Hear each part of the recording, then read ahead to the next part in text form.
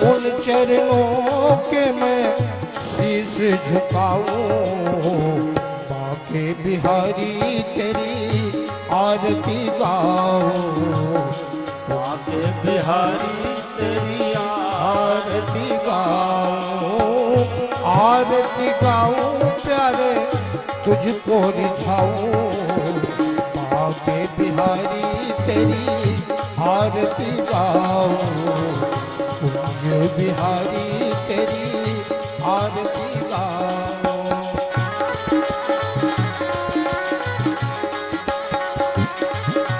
हरि बोल।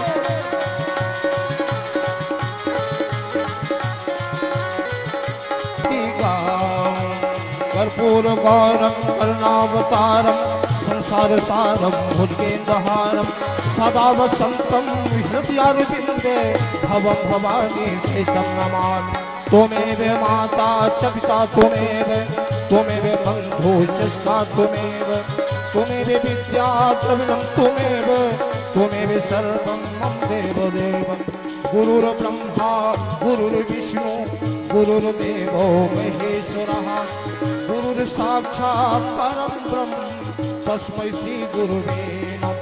हरे रामा राम राम हरे हरे, हरे कृष्णा कृष्ण कृष्ण हरे हरे, कृष्ण गोविंद हरे मुरारी, हे नाथ नारायण वासुदेवा। जय कृष्ण गोविंद जय गुरुदेव जय गुरुदेव, जय गुरुदेव जय जय गुरुदेव, जय गुरुदेव जय गुरुदेव। समर्पयामि पुराण पुरुषोत्तमाय नमः। मंत्र पुष्पांजलिं हरिः ओम। नाना सुगंध पुष्पाणि यथा कालोद्भवानि च पुष्पांजलिर्मया दत्त्वा गृह्यतां परमेश्वरः। मंत्र पुष्पांजलिं समर्पयामि पुराण पुरुषोत्तमाय नमः।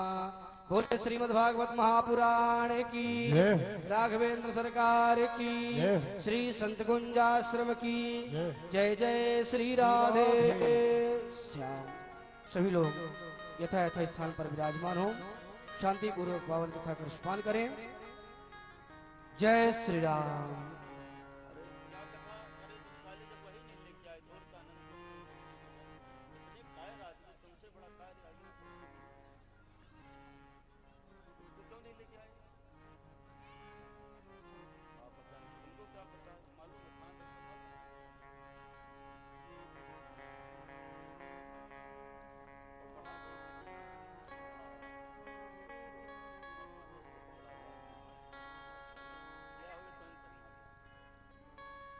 जोरदार तालियां। भागवत कथा अंतर्गत स्वर्णदान बैठकी में हम लोग के यहाँ की मान्यता है, जब भागवत की बैठकी हो तो स्वर्णदान, और हमारे यजमान परीक्षित महोदय स्वर्णदान करके कथा का शुभारंभ कर रहे हैं। बोलिए सदगुरुदेव भगवान की जय हो।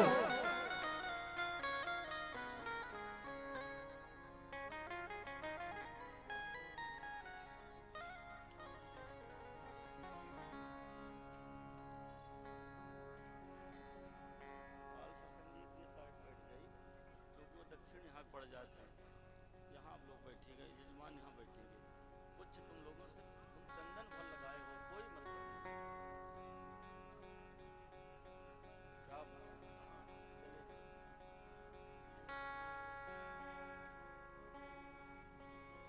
आज यहाँ आप लोग यहाँ दक्षिण को मुख न करिए, क्या इसे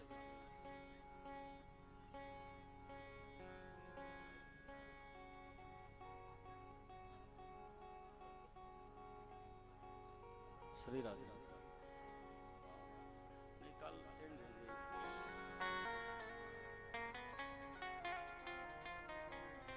ले आओ भागवत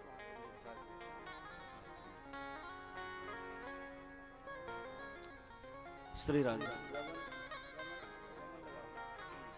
श्री राधे, श्री राधे। ओ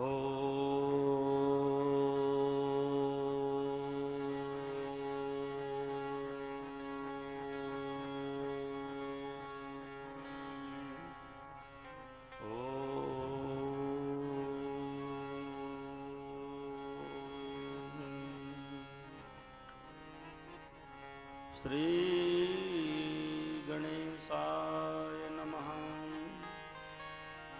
श्री राधा कृष्णाभ्यां नमः।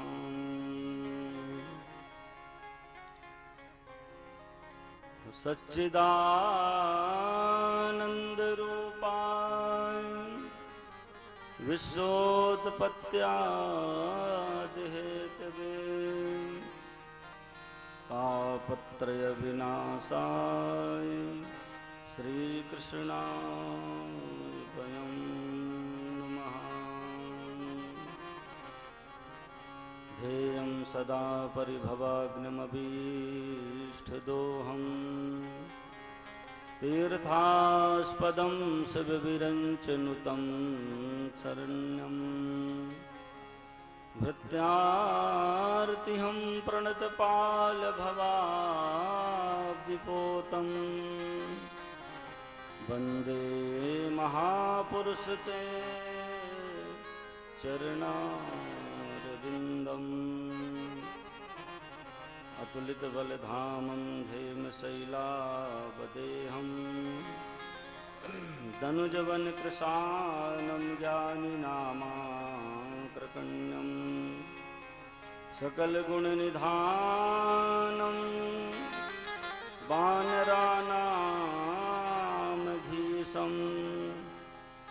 रघुपतिप्रियभक्तं वातजातं नमामि।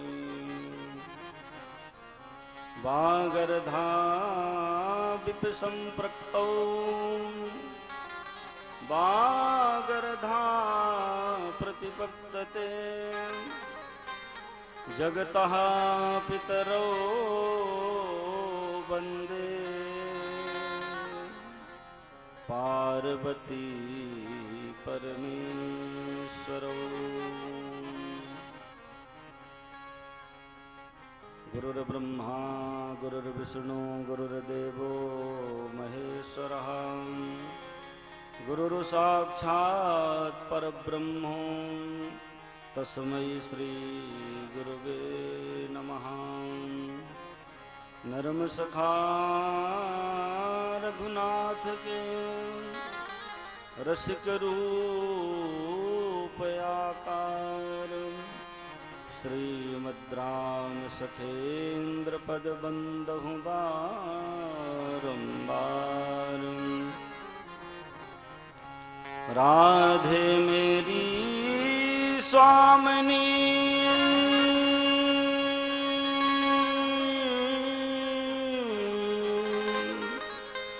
मैं राधे को दास जन्म जन्म मोहि दीजियो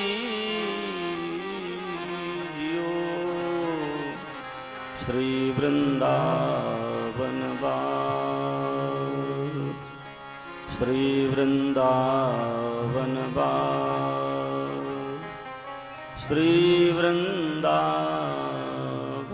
बार। श्री राधे। प्रेम से हम समस्त प्रेमी जन भगवत नाम स्मरण 2 मिनट मिलजुल कर भावपूर्वक सब लोग गायन करते हैं। फिर भगवान की पावन कथा का शुभारंभ इस पवित्र पावन भूमि पर आज हम सब लोग भगवान की दिव्याति दिव्य कथा शुभारंभ करने के लिए जा रहे हैं। कलश यात्रा, आवाहित देवताओं का पूजन, मंडप प्रवेश, जो एक कथा की वैदिक परंपरा है, उस परंपरा के साथ उन सब नियमों का वैदिक विधान के द्वारा पालन करते हुए भगवान की कथा का शुभारंभ करते हैं। 2 मिनट हम समस्त प्रेमी जन भगवान का प्रेम से स्मरण करें। प्रेम से बोले जय श्री कृष्ण, जय श्री राधे। श्री राधे राधे गोविंद गोविंद राधे। राधे राधे गोविंद गोविंद राधे। श्री राधे राधे गोविंद गोविंद राधे। राधे राधे गोविंद गोविंद राधे राधे राधे गोविंद गोविंद राधे श्री राधे राधे गोविंद गोविंद राधे गोविंद राधे गोपाल राधे गोविंद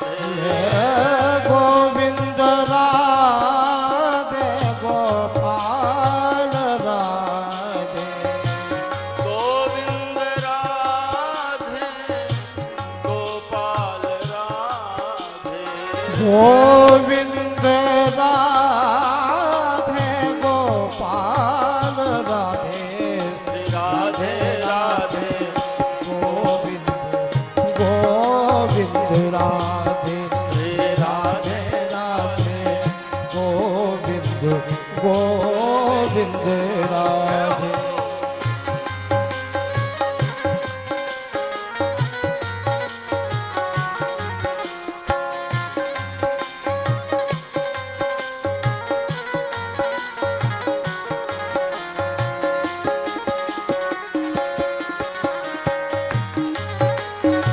हरि बोल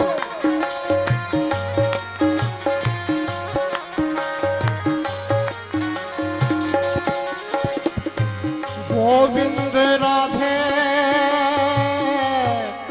गोविंद राधे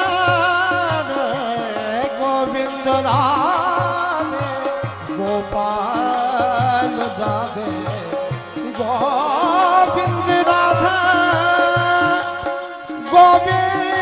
गोविंद राधे गोविंद राधे गोविंद राधे श्री राधे राधे गोविंद राधे राधे गोविंद गोविंद राधे श्री राधे राधे गोविंद गोविंद राधे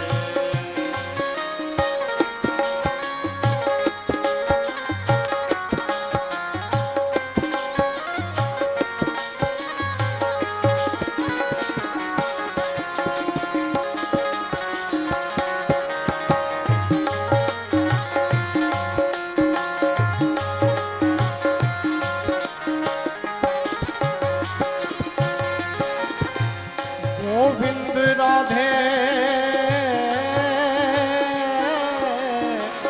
गोविंद राधे गोविंद राधे गोपाल राधे गोविंद राधे राधे गोविंद राधे गोविंद राधे गोपाल राधे गोविंद राधे गोपाल राधे गोविंद राधे गोपाल राधे श्री राधे राधे गोविंद गोविंद राधे श्री राधे राधे गोविंद गोविंद राधे श्री राधे राधे राधे राधे गोविंद राधे राधे राधे राधे राधे गोविंद राधे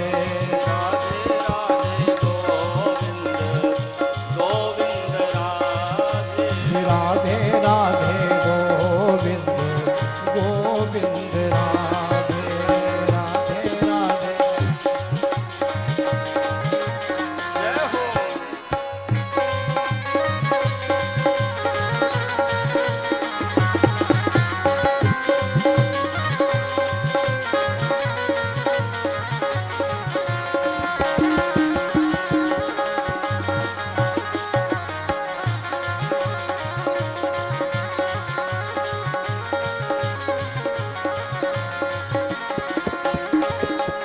श्री राधे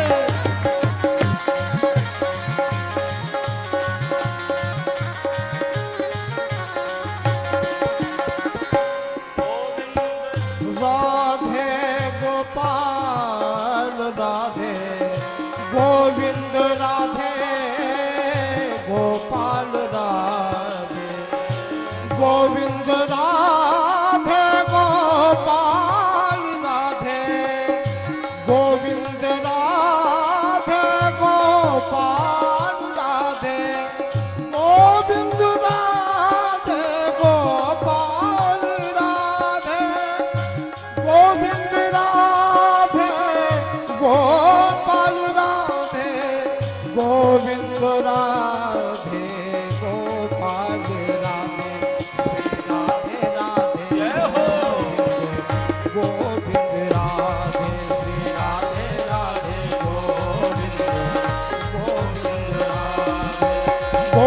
राधे गोपाल राधे गोविंद राधे गोपाल राधे गोविंद राधे गोपाल राधे राधे राधे गोविंद गोपाल राधे राधे गोविंद गोविंद राधे राधे राधे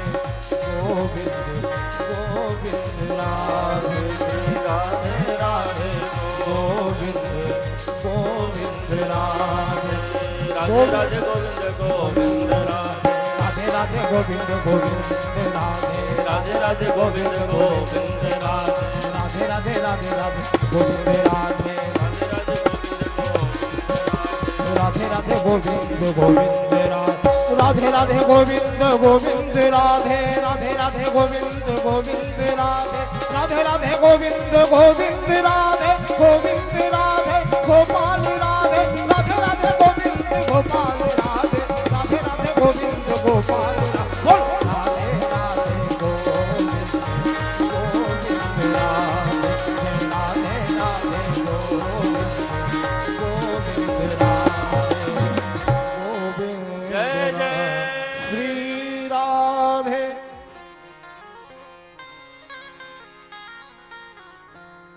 श्री बाल कृष्ण भगवान की जय। श्री सद्गुरु नारायण भगवान की जय। श्री भागवत भगवान की जय।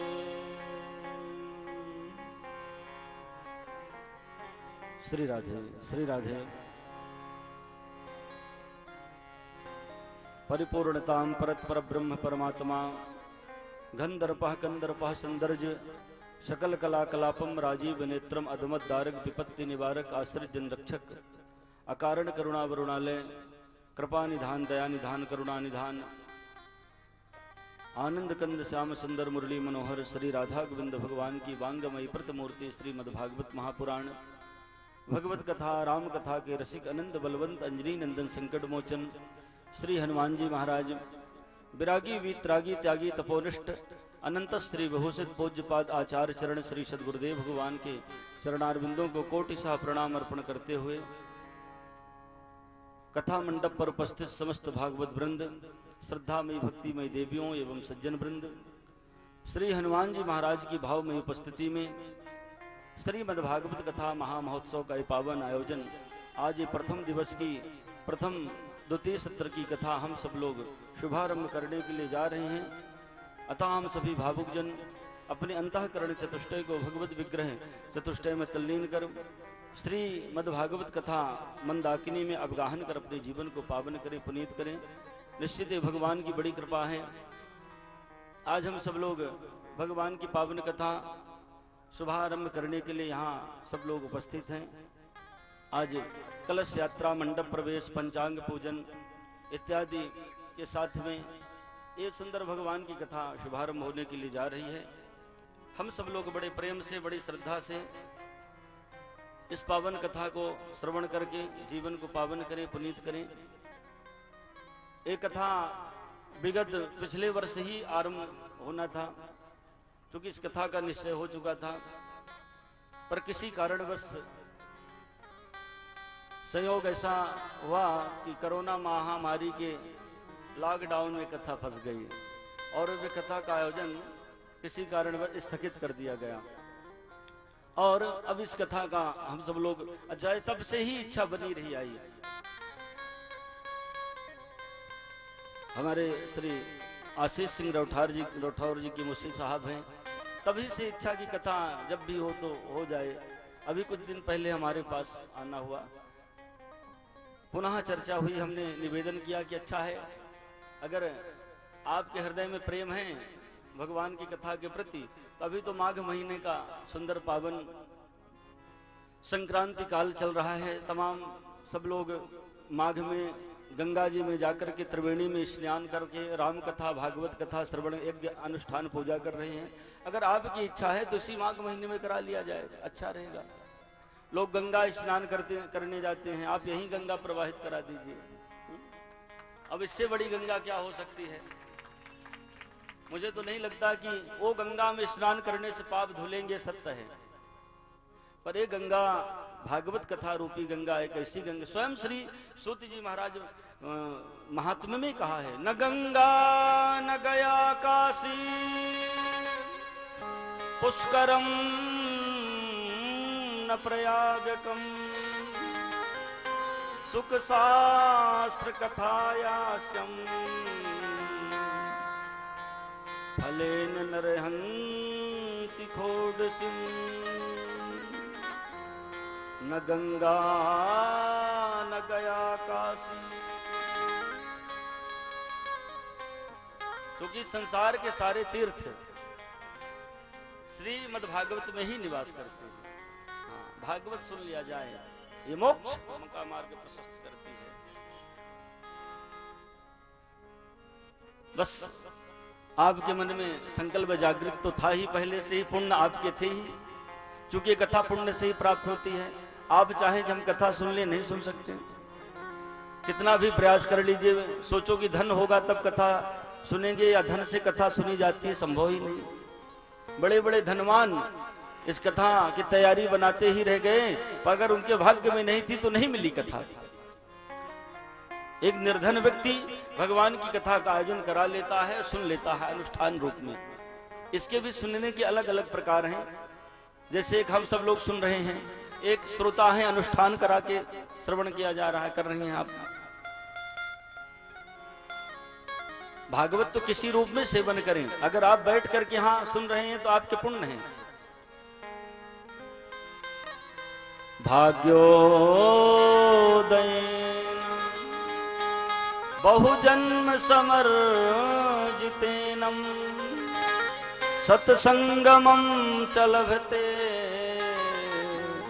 पुरुषो यदा वै।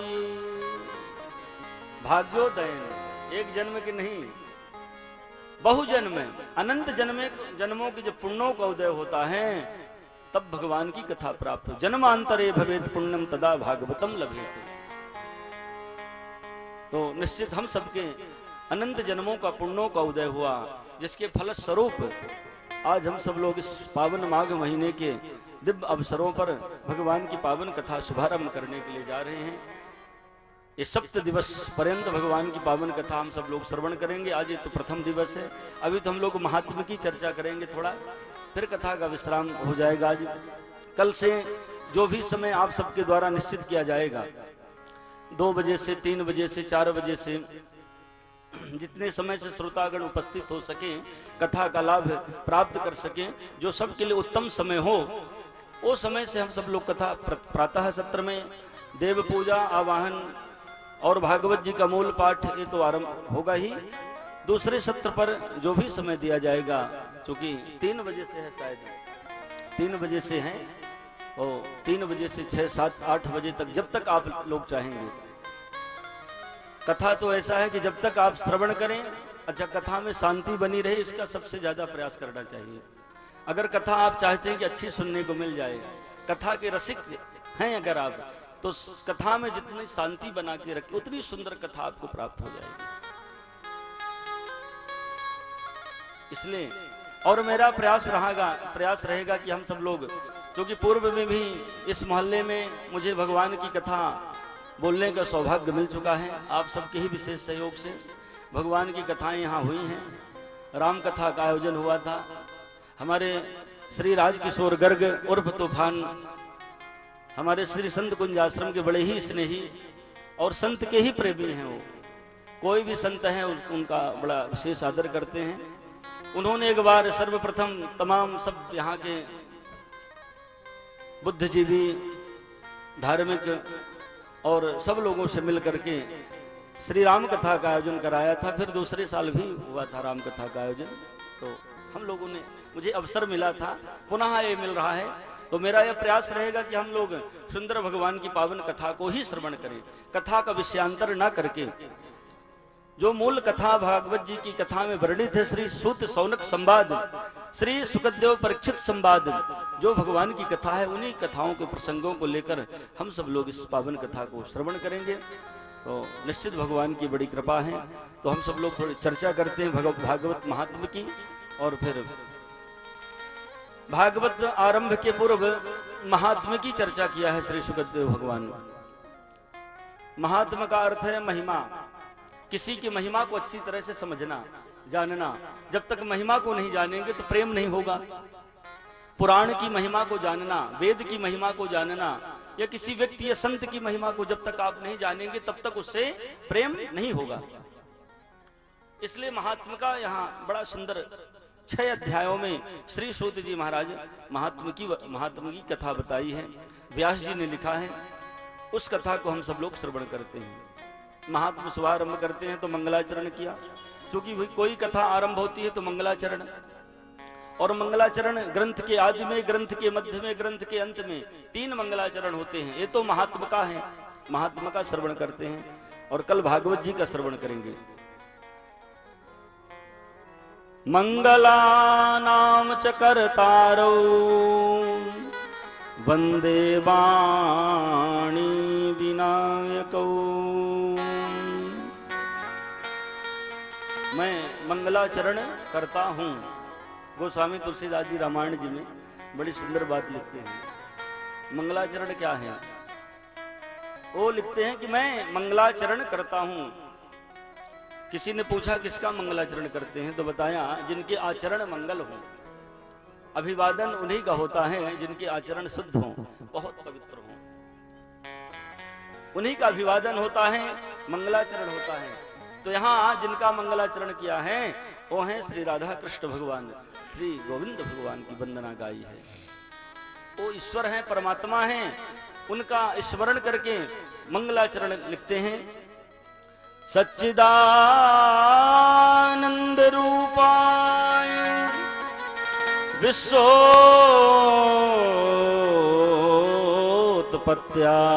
हेतवे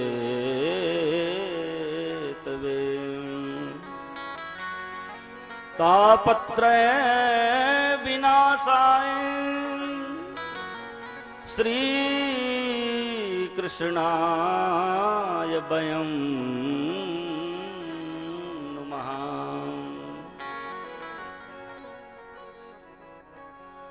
भगवान की स्तुति, भगवान का मंगलाचरण। भगवान कैसे हैं? अगर आप जैसे बैठे हैं 4 लोग, कभी ऐसी चर्चा आ जाए समाज में, क्योंकि अब सत्संग तो होता नहीं समाज में। आज सबसे ज्यादा अभाव अगर किसी बात का है तो सिर्फ सत्संग का अभाव है। भगवान ने सबको सब कुछ दे रखा है, कहीं ना कहीं किसी चीज का अभाव नहीं है। अभाव तो जीवन भर बना रहता है, फिर भी भगवान की कृपा से सब कुछ है। पर सबसे ज्यादा अभाव समाज में किसी बात का है तो सत्संग का। सत्संग नहीं है, क्योंकि सत्संग का प्रयास लोग नहीं करते। कभी 2-4 महीने में सत्संग मिल गया सुनने को तो अच्छा है। सत्संग होना चाहिए। तो कभी अगर ऐसी चर्चा आ जाए और चर्चा के दौरान ये बात आए कि भगवान कैसे हैं, तो क्या बताएंगे आप? अगर कोई पूछ ले भगवान कैसे हैं, तो इस श्लोक का स्मरण कर लीजिए। आप बता दीजिए भगवान श्री सच्चिदानंद स्वरूप।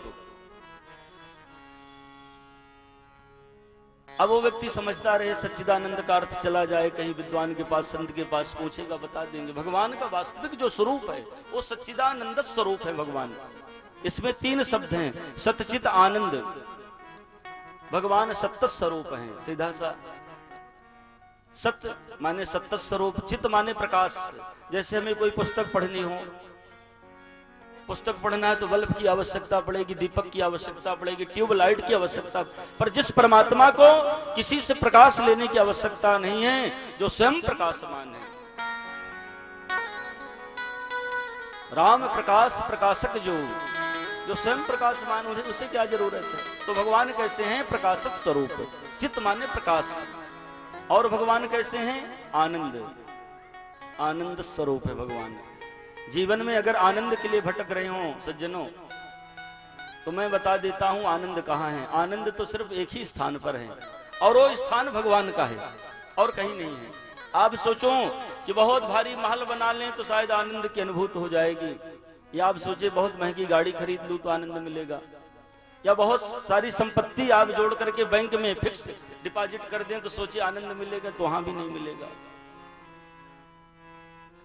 आनंद का एक ही स्थान है और वो भगवान का है, हमारे श्री राधा कृष्ण भगवान का। उनके चरणार बिंदों में जब तक प्रेम जागृत नहीं होगा, आपका मन उनके चरणों से नहीं जुड़ेगा, तब तक आनंद नहीं मिलेगा। बाहर आनंद होता ही नहीं। आनंद तो अंतःकरण का विषय है, और अंतःकरण जब किसी आप मंदिर में जाकर के भगवान के चरणों में प्रणाम करेंगे और उनके सामने खड़े होकर के उनकर पावन स्तुति करेंगे तो उनका अनुग्रह प्राप्त होगा, तो आपके अंतःकरण से आनंद की अनुभूति होगी, आपके नेत्रों से आंसुओं के पनारे बहने लग जाएंगे, आपके हृदय में रोमांच हो जाएगा, खिल उठेगा चेहरा।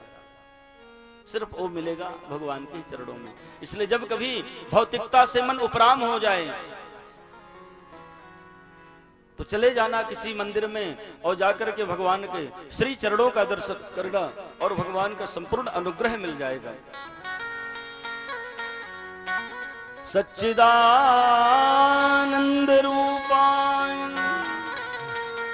विश्वोत्पत्त्यादिहेतवे, भगवान विश्व के उत्पत्ति के हेतु हैं। ये जो सारा संसार आपको दिखाई दे रहा है, इस सारे संसार की उत्पत्ति के हेतु कौन है? भगवान है। अभी हम लोग कल की कथा में सुनेंगे सृष्टि का संरचना जब भगवान के द्वारा की गई है, किस किस प्रकार से भगवान ने सृष्टि का निर्माण किया है।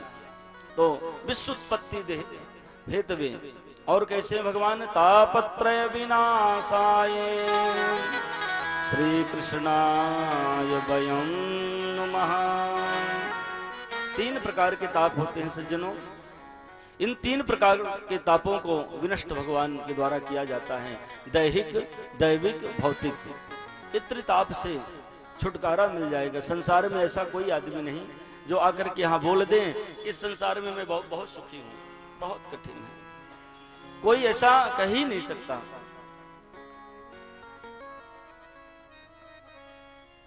किसी न किसी ताप से वो व्यक्ति पीड़ित है, दुखी है, परेशान है। अगर इन तीन प्रकार के तापों को विनष्ट करना चाहते हैं तो श्री कृष्णाय वयं नमः, भगवान श्री कृष्ण के चरणारविंदों पर आप प्रणाम करिए। उनकी कृपा से ये तीनों प्रकार के कष्ट विनष्ट हो जाएंगे, दूर हो जाएंगे। इसलिए श्री व्यास जी हम सब की तरफ से वंदना करते हैं। प्रेम से बोले जय श्री कृष्ण। जय श्री कृष्ण। दूसरे श्लोक में भगवान श्री सुखदेव की स्तुति, चूंकि श्रीमद् भागवत के प्रधान वक्ता श्री सुखदेव भगवान हैं। तीसरे श्लोक में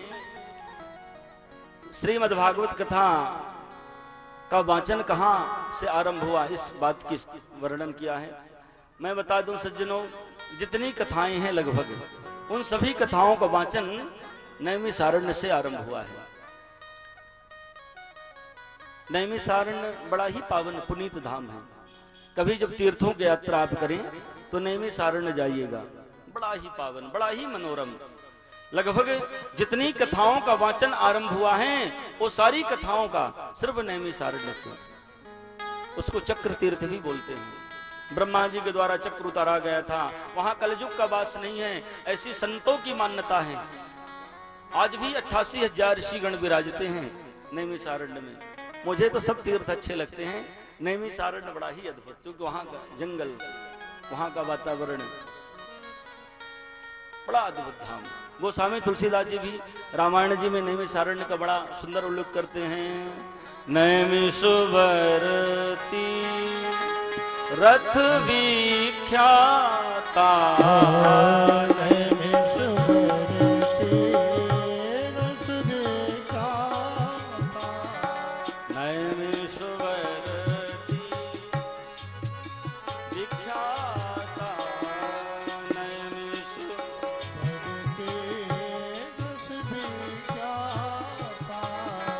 अति पुनीत साधक सिद्धिदाता, अति पुनीत साधक सिद्धिदाता।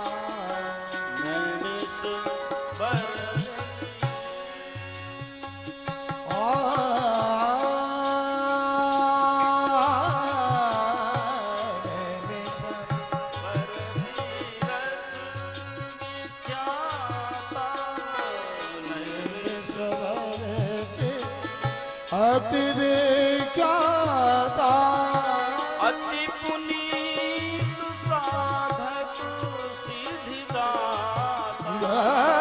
अति पुनीत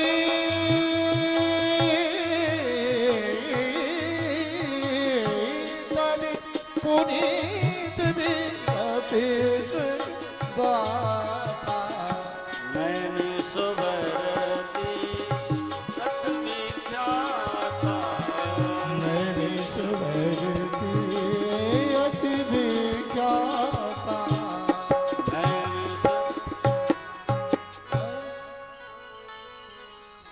अति पुनीत। गोस्वामी तुलसीदास जी तो यहाँ तक लिख दिया कि साधकों को सिद्धि सिर्फ एक ही स्थान में मिलती है और वो नेमी सारण्य धाम। आज भी संत लोग वहां जाते हैं, भजन करते हैं, साधना करते हैं, योग करते हैं। इसलिए जब कभी तीर्थों में जाइएगा तो नेमी सारण्य में दर्शन करिएगा। प्रेम से बोले जय श्री कृष्ण। जय श्री वहां श्री सूत जी महाराज विराजमान है। 88,000 ऋषि, सौनक इत्यादि। श्री सूत जी महाराज की दिव्य गद्दी बनी हुई है। वहां सभी कथाओं का वाचन आरंभ हुआ।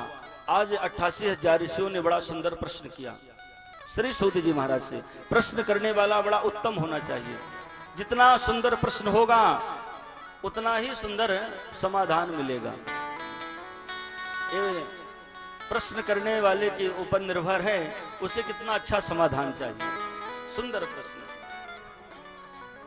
हे श्री सूत जी महाराज, आपने संपूर्ण कथाओं का वाचन किया, सभी कथाओं को श्रवण कराया, पर आज ऐसी कोई कथा श्रवण कराएं जिस कथा को श्रवण करने से मानव जीवन के अज्ञान नष्ट हो जाए।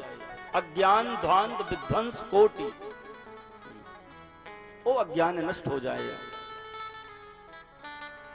भक्ति ज्ञान वैराग्य की प्राप्ति कराने वाली कथा हो। क्योंकि आज जीवन में सबसे बड़ा अभाव अगर हम सबके पास है, वो अभाव इसका है कि हमारे जीवन में भक्ति नहीं है। ज्ञान का भी अभाव है, वैराग्य तो आ ही नहीं सकता। आज की तो स्थिति है कि कितना भी उपदेश करा दिया जाए किसी को,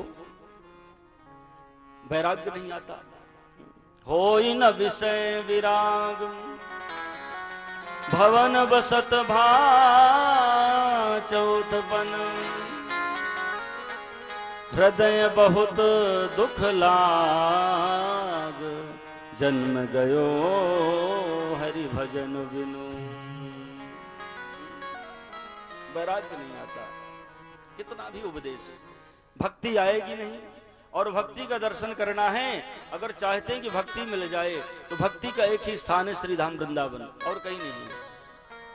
पर भागवत कथा श्रवण करने से तीनों चीज मिल जाएंगी, भक्ति भी आ जाएगी, ज्ञान भी आ जाएगा, वैराग्य भी आ जाएगा। अगर चाहते, जो चाहेंगे वो मिल जाएगा। भागवत, ये भागवत जी की महिमा है। इस भागवत कथा के नीचे बैठ करके जो भी आप संकल्प करेंगे वो मनोरथ भागवत जी पूर्ण कर देती हैं। भागवत जी में तो यह भी बात आई है कि कल्प वृक्ष के समान फल प्रदान करने वाली है। जैसे कल्प वृक्ष के पास बैठ जाएं, जो भी कामना करेंगे आप, जो भी इच्छा होगी आपकी, कल्प वृक्ष आपको सब कुछ प्रदान कर देगा। बोले जय श्री कृष्ण। ऐसी भागवत है। आप कर लीजिए संकल्प, यहाँ 7 दिन तक कथा श्रवण करें, देखिए साल के अंदर आपका सब मनोरथ पूर्ण हो जाएगा। कोई भी करके देख ले। मैं तो चूंकि इस विधा से जुड़ा हूं, मेरे पास तो हजारों ऐसे प्रमाण हैं, मैं बता दूं आपको। इतनी आज भी कलयुग में सबसे ज्यादा किसी भी कथा की महिमा है, किसी भी पुराण की महिमा है, तो वो सिर्फ भागवत की ही महिमा है और किसी की महिमा नहीं है। महिमा तो अपने स्थान पर सभी पुराणों का है। सब लोग सुनते हैं शिव पुराण, वाल्मीकि सब कराते हैं, राम का, पर भागवत जी संपूर्ण भारत में बड़े बड़े आयोजन कराए जाते हैं भागवत जी का, और बड़ी संख्या में लोग उपस्थित होकर भगवान की कथा को श्रवण करते हैं। ये सब कुछ प्रदान करने वाले हैं। श्रेयसाम यद भवेक्षेयम् पावनानां च पावनम। बड़ा ही पावन कथा है, भगवान श्री कृष्ण की प्राप्ति का सर्वोत्तम साधन है। अगर आप चाहते हैं कि गोविंद के चरणों में प्रेम जागृत हो जाए, अनुराग हो जाए, तो सिर्फ कृष्ण प्राप्ति करम शाश्वत साधनम, भगवान श्री कृष्ण प्राप्ति का शाश्वत साधन अगर कोई है तो श्रीमद् भागवत है बस, और कोई दूसरा उपाय नहीं है। श्री सूत जी महाराज प्रश्न सुना और सुन करके प्रसन्न हो गए और बड़ा सुंदर बात कही। बोले हे ऋषियों, आप लोगों ने बड़ा ही सुंदर प्रश्न किया और मैंने भी निश्चय कर लिया है कि तुम सबको आज भागवत कथा ही श्रवण कराऊंगा। श्रीमद्भागवतम शास्त्रम कलौकीरेण भाषितम।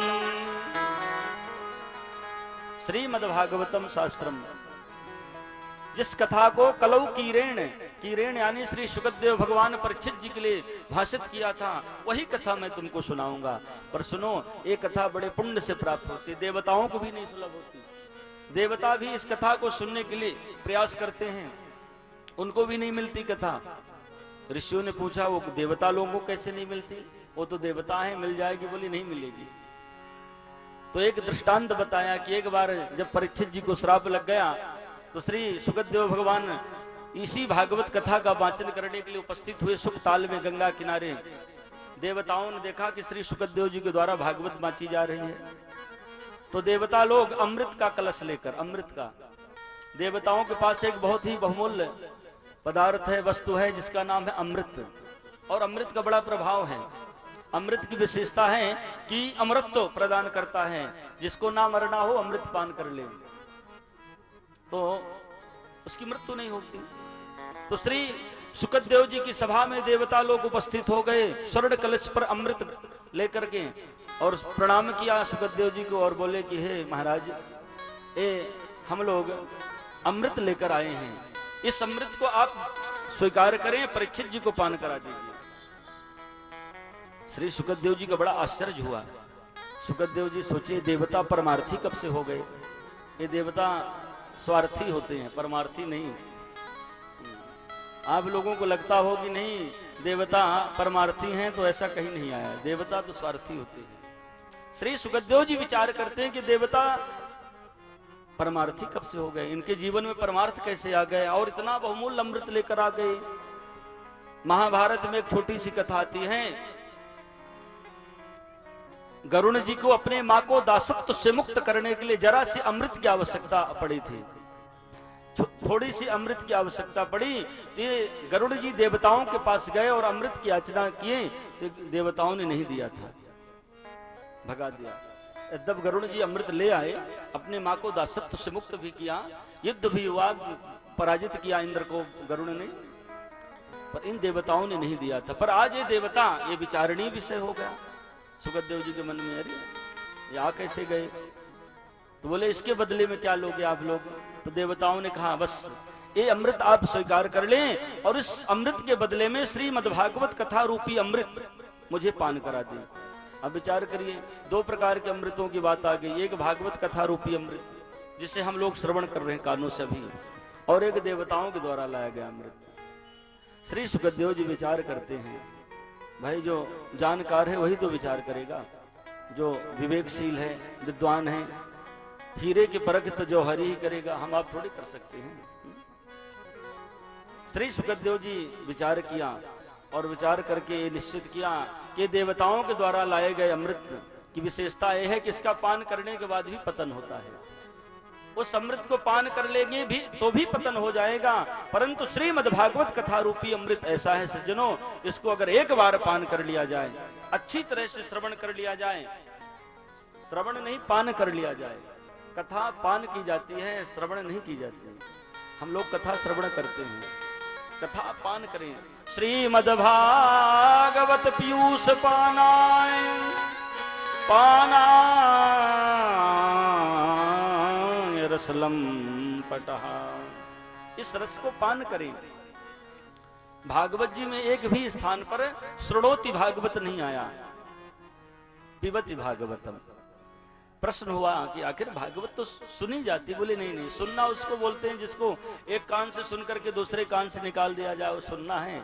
उसको सांसारिक बातें सुनाना चाहिए, संसार की जब बातें कहीं हो सुनना पड़ जाए तो उसे एक कान से आप सुने, दूसरे से निकाल दें। पर जहां कहीं भगवान की कथा मिल जाए, उस कथा को तो आप पान कर लें, जैसे जल ग्रहण करते हैं। कानों से श्रवण करें और अपने अंतःकरण में उसे धारण कर लें। प्रेम से बोले जय श्री कृष्ण।